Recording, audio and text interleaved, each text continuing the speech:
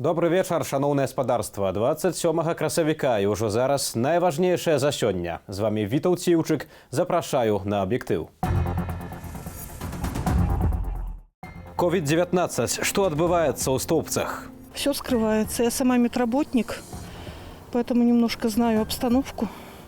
И ни за что не поверю, что у нас в стране 73 от коронавируса умерло. Витебск. Чиновники тратят миллионы на подрыхтовку дожинок. Я бы этих чиновников, которые это придумали, честное слово, наказал. Если б моя власть, я бы наказала. Карантину няма, але крызіс ёсць. Урад просіць дапамогі за мяжой. Ці дойдзе яна да грамадзянаў? Тысяча тих людей, які зайняті у малим середнім бізнесі, їм чекати нема чого. Трэці дзень запар Мінздароўя паведамляе пра больш як 800 новых выпадкаў COVID-19. Агулам, паводле апублікаванай статыстыкі, у Беларусі больш за 11 тысяч заражэнняў і 75 смерцяў. Такім чынам, Беларусь увайшла ў топ-13 краінаў свету з найбольшым дзённым прыростам колькасці хворых. Віталь Бабін. Сёння Столбцы чарговы чырвоны пункт на мапе Беларусі. Ледзь не кожны дзень з гэтага 17-тысячнага раённага цэнтру на Меншчыне прыходзяць трывожныя звесткі пра хворых і памерлых ад коронавіруснай інфекцыі ды пнеўманіі. Только вот за последние сутки или даже за последние дни, где у нас сейчас происходит вспышка, очень много умирает людей от коронавируса.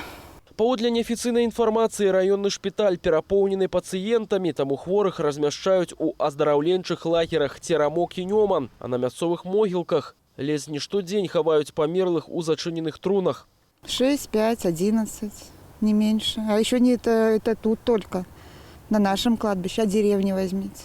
Были недавно, не было столько, сколько сейчас могил свежих. Что мы будем жрать? Но так же нельзя. Каждый что-то найдет, покушает. Но людям надо поставить в известность, что действительно есть у нас беда. Мясцовая раённая газета «Прамень», што праўда і бяды не заўважае, зняпраўджвае звесткі з публікацыяў у інтэрнэце.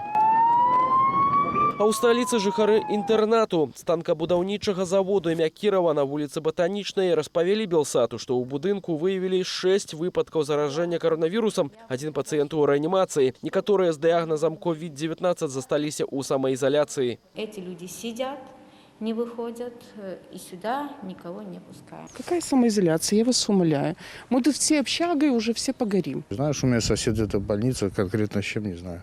Згодна з афіцыйнымі лічбамі, апошнія 10 дзён штодзённы прырост хворых на COVID-19 у Беларусі сягае амаль 10%. За апошнія сотні хваробу выявілі у 826 чалавек. Контакта больше людей нет, карантинных мероприятий. Может быть, средств индивидуальной защиты не хватает. Кто-то, может, не хочет их по каким-то причинам носить. Если бы все одевали, мыли руки, дезинфицировали, то все было по-другому. У нас продолжаются те спортивные мероприятия, те же самые субботники. Другим странам это тоже не мешает увеличивать количество зараженных. На сёння лабараторыі правялі больш чым 150 тысяч тэстаў на коронавірусную інфекцыю. У айчынную статыстыку пакуль не улучшалі тэстаў на антытелы да коронавіруса. Іх паступленне чакаюць напрыканцы гэтага месяца. С одной стороны, отрицательный результат этого теста не показывает того, что у вас нет вируса в данный момент. Положительный результат говорит о том, что у вас есть наличие антитела, и соответствующе вы уже имели встречу ваш организм с данным патогеном. Цяпер пытанне, калі чакаць канца пандэміі. Паводле прагнозу сінгапурскіх аналітыкаў, да 14 жніўня выбух коронавіруса ў Беларусі завершыцца, пасля чаго новых выпадкаў быць не павінна. А паваротны дзень у сітуацыі з COVID-19 у нашай краіне мусіць наступіць паслязаўтра, 29 красавіка. Віталь Бабін, Белсат. У Беларусі працу людзей улады не спынілі, але эканоміцы і так патрэбная дапамога. Урад хоча ўзяць на захадзе крэдытаў на салідную суму для пераадольвання наступстваў сусветнай эпідэміялагічнай сітуацыі. Куды пойдуць грошы, разбіраўся Александр Папко. $2,5 мільярды або 4% валовага ўнутранага прадукту. Крэдыты на такую суму Менск папрасіў у Сусветнага банку, Еўрапейскага інвестыцыйнага банку і Міжнароднага валютнага фонду. 400 мільёнаў плануюць выдаткаваць на лекі ды медычнае абсталяванне. Астатняе на дапамогу эканоміцы. Заданне нумар 1 – захаваць працоўныя месцы, захаваць прадпрыемствы. Па вялікім рахунку, усе астатнія заданні на сёння другасныя. Прадпрыемствы будуць ратаваць пры дапамозе крэдытаў на выплату заробкаў, падатковых ільготаў, адтэрміновак арэнднай платы і спісання даўгоў. До 100-200 там беларускіх буйных прадпрыемстваў грошы дойдуць, яны там палёгку атрымаюць банкі. А вось тут тычыцца сотень тысяч тых людзей, якія заняты ў малым сярэднім бізнесе, ім чакаць няма чаго, і тут Лукашенко вось вельмі так яскрава сказаў там наконт рэстаранаў, кафе, што вы там сядзіце, давайте, калі няма працы, давайте ў сельскую гаспадарку. Прымаць рашэнне наконт арэндных і падатковых ільготаў для фірмаў Александр Лукашенко дазволіў мясцовым уладам. Адпаведны указ он падпісаў 24 красавіка. Падтрыманне з дзяржбюджэту Лукашенко паабяцаў толькі буйным заводам. Можна вспомнить указ по стеклозаводам, по сахарным заводам, то есть предприятия, которые в отсутствии вируса, в отсутствии кризиса не могли работать и были убыточными. Зачем им помогать в этой ситуации, непонятно совершенно. Нават без увядзення карантину эпідэмія COVID-19 ужо адбілася на нашай эканоміцы. Турагентствы, аўтаперавозчыкі, крамы нехарчовых тавараў, гатэлі, спартзалы, кавярні ды арганізатары імпрэзаў. Попыт на паслугі малога бізнесу скараціўся ў разы. Сергей Бандарович з Гомля працуе ў мінус, абы толькі захаваць свой калектыў. Можна было б пазбавіць наймальнікаў ад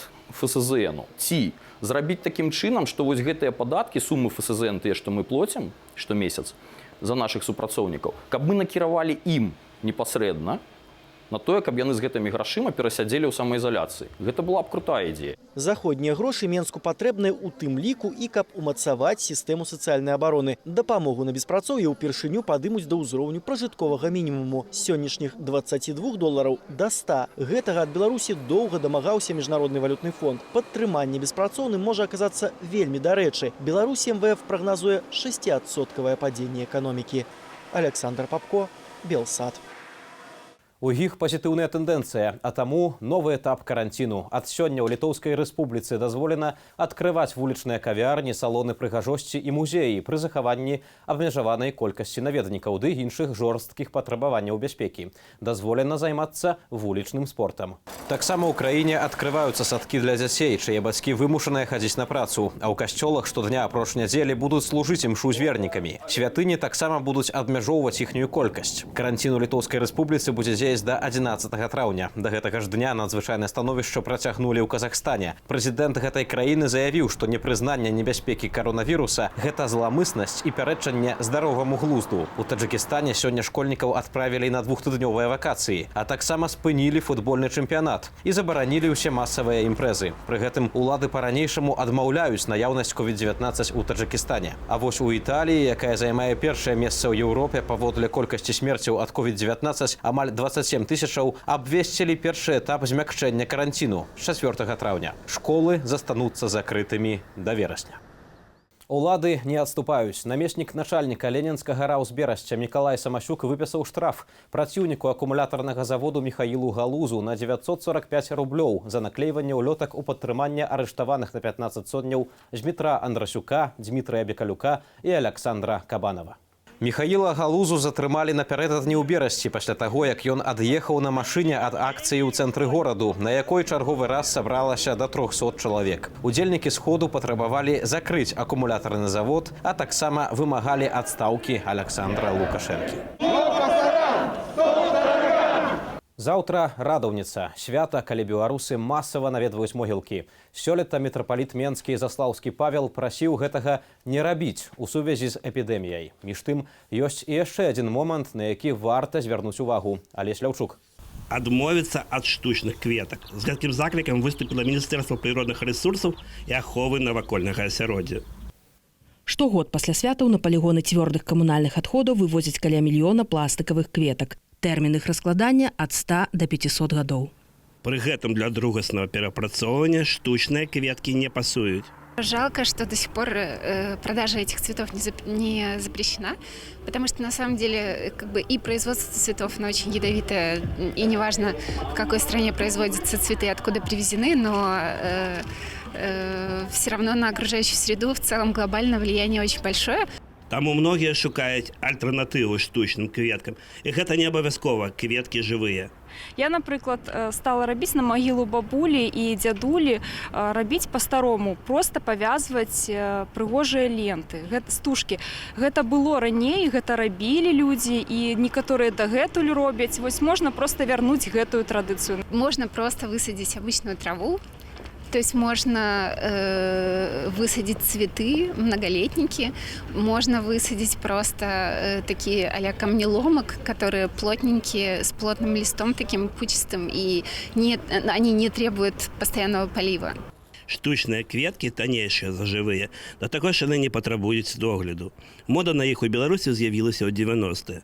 Што ж пра выкарыстанне пластикавых кветак думаюць берасцейцы? Меркаванні падзяліліся. Все люди ставят, не то что мы обменяемся ко всем. В принципе, просто, красиво. Они очень портят нашу внешнюю среду, очень тяжело разлагаются, и люди меньше прилагают усилия, чтобы ухаживать за своими могилками. Искусственные чем удобно, что долго стоят, а живые надо поливать в нашей ситуации, когда сегодня такая жара, сухость. Конечно, жалко природу, но и нас тоже жалко. Надо это дело прекратить, потому что представьте, сколько мусора. Я уже давно задумалась, даже им говорила, продавайте быстрее, потому что в следующем году, может быть, и запретят. Летась у Міністерства природних ресурсів аховы навакольнага асяроддзя даслалі петыцыю з заклікам забараніць продаж пластиковых кветак. Міністэрства адказала, што ініцыятыву падтрымлівае, але забараніць продаж не можа. Гэта не ў яго кампетэнцыі. Пакуль што на могілках пераважае стракатыя штучныя кветкі. Ужо праз год яны могуць пераўтварыцца ў тоны смецця і стаць развязальную праблемаю для нашай прыроды. Алесь Ляўчук, Белсад. У той час, як звычайныя гараджане скідваюцца па капейчыне, каб падтрымаць дактароў, віцебскія ўлады трацяць мільёны долараў з нашых падаткаў на рэалізацыю сумнеўных праектаў. Гэтак у разгар пандэміі вырашылі добраўпарадкаваць плошчу Свабоды ды ўсталяваць на плошчы Перамогі яшчэ адну дошку гонару. Які ў гэтым сэнс? І ці ёсць чым ганарыцца? Высвятляў Зміцер Казакевіч. На плошчы Перамогі ў Віцебску ўсталёўваюць новую дошку гонару, стэлу з гербом і 2 крылы. Але які гонар без граніту? Паводле праекту канструкцыю адштукоўваюць з гранітнымі плітамі. Таму кошт збудавання сягнуў ужо 50 тысяч долларов. Тут даже нечего объяснять, потому что плюсов только что потратили деньги, поставили еще одно сооружение на этой лысой площади, которую уже изуродовали, продолжают уродовать дальше. Пры гэтым Віцебск ужо мае абласную дошку гонара. Ля плошчы Леніна ў парку. Цалкам спраўная, ёй усяго 12 гадоў. Дык навошта яшчэ адна? Мы запыталі ў гарвыканкаме. На гэтае пытанне ўжо адказвалі і пісьмова таксама гарвыканкам. Гэта не маё рашэнне, таму я вам нічога патлумачыць не змагу па гэтым пытанні. Афіцыйны адказ улады даслалі віцебскім актывістам яшчэ ў лютым. Размяшчэнне шыльдаў з назвамі арганізацыяў на дошцы гонару ў месцы масавага перабывання людзей выступае як форма арганізацыйнай культуры, стымулявання работнікаў да паляпшэння вынікаў працы. Сёлета Віцебск прыме абласныя дажынкі. Апрача ўсталявання дошкі запланавалі рэканструкцыю плошчы Свабоды, знос сцэны, замену чыгуннай агароджы ў парку Фрунзе. Замену этого вечного чугунного забора на гранитную балюстраду. Это громадные деньги. На проект этот будет потрачено больше $1 миллиона только на площадь Свободы. В нашем городе не так много денег, я считаю, и эти деньги можно было перенаправить на что-то более полезное и ценное для города, для жителей. Ці не дарма потратились на дошку гонора, мы запытали витеблянов. По большому счету денег есть куда девать, не только на доску почета. Мы могли бы пустить и на другие. Но власти считают, что это так надо. Ради бога, пускай считают надо. Придет время, когда-то придется и отчитываться за что-то, за свои бюджеты, все, как это расходуется. Я бы этих чиновников, которые это придумали, честное слово, наказал. Моя власть, я бы наказала за эти вещи. Вот я начальник, здесь много за что можно наказать. И за стоимость доски, и за то, что она поставлена на проходе, и каким целям она служит. Устанавливать надо, значит надо. Будем смотреть на почетных людей нашего города. Але ж не на людей. Паводле палажэння аб дошцы гонару на яе трапяць гарады, раёны, арганізацыі. Усяго 20 лаўрэатаў. А кожнаму лаўрэату прэмію арганізацыям па 100 базовых велічынь, раёнам па 250, гарадам па 300, агулам 1000 базовых з бюджэту штогод. Можна дадаваць да рахунку. Зміцер Казакевіч, Белсад. У апошнія гады па ўсім свеце ўсё менш пчолаў. Карысныя казюркі не толькі збіраюць мёд, але і апыляюць кветкі, без чаго не будзе ані гародніны, ані садавіны. Каб уратаваць сельскую гаспадарку ў Ізраілі, распрацавалі механічных апыляльнікаў. Як яны працуюць і ці ўратуюць нас ад нястачы ўраджаю, ведае Анастасія Русецкая. Механічны гул замест гудзення пчолаў. Ізраільскія фермеры, занепакоеныя глобальным скарачэннем папуляцыі пчолаў, шукаюць новыя магчымасці апыляць сельскагаспадарчыя культуры. Колькасць пчол змяншаецца, таму сусветнай сельскай гаспадарцы неабходнае рашэнне, як абысціся без пчолаў, як ці дапоўніць, ці ў канчатковым выніку замяніць іх. Механічны апыляльнік працуе збольшага так жа, як і пчала. Спачатку збірае пылок з кветак, а праз год захоўвання распыляе яго з дапамогай адмысловых маленькіх гарматак, якія дакладна страляюць па дрэвах. Мы упарта працуем, каб прадухіліць крызіс. Мы прагназуем крызіс праз 15 гадоў, калі ў свеце праз недахоп жамяры, якая апыляе, і большасць нашых вітамінаў і садавіны знікне. Каля 3/4 ураджаю ў свеце залежыць ад апылення. Аднак імклівае развіццё сельскай гаспадаркі, пестыцыды і змена клімату паўплывалі на рэзкае змяншэнне колькасці пчолаў ва ўсім свеце. Гэткая тэндэнцыя пагражае голадам жыхарам зямлі. Любая распрацоўка ў сельскай гаспадарцы добра, але я не думаю, што нешта можа замяніць меданосных пчолаў. Магчыма, гэта можа дапамагчы некаторым вельмі вялікім монакультурам. Толькі каліфарнійская міндальная прамысловасць штогод плаціць больш за $400 мільёнаў за вуллі, аднак мае іх недастаткова для эфектыўнага апылення. Распрацоўнікі механічнага апыляльніку плануюць прапаноўваць свае паслугі па цане аналагічнай кошту вуллёў. Анастасія Русецкая, Белсад. Спадарства, наперадзе прагноз надвор'я, а адразу пасля яго футбольны агляд, які падрыхтавалі мае калегі. Я ж Вітаўт Ціўчык, з вамі развітваюся. Пабачымся ў наступных эфірах.